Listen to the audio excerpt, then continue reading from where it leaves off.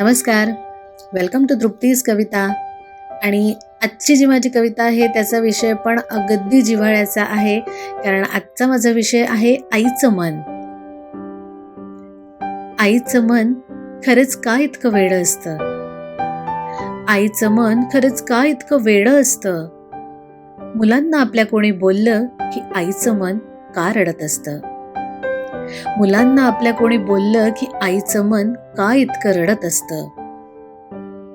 ती थकते, ती घरभर फिरत असते.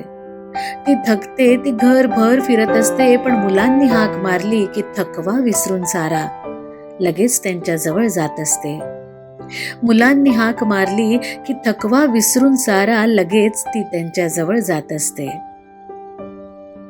मुलांच्या चेहऱ्यावरून आई त्यांचं मन लगेच ओळखते.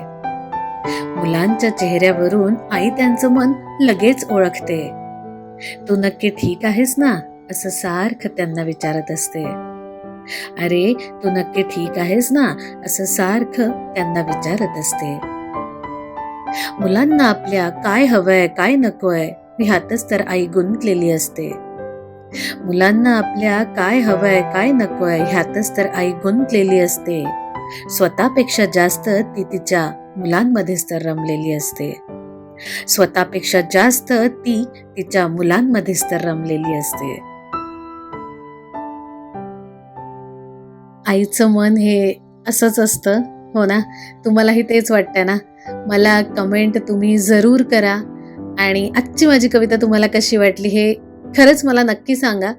आणि माझ्या चॅनलला लाईक, शेअर, सबस्क्राईब करायला तुम्ही विसरू नका. Thank you so much.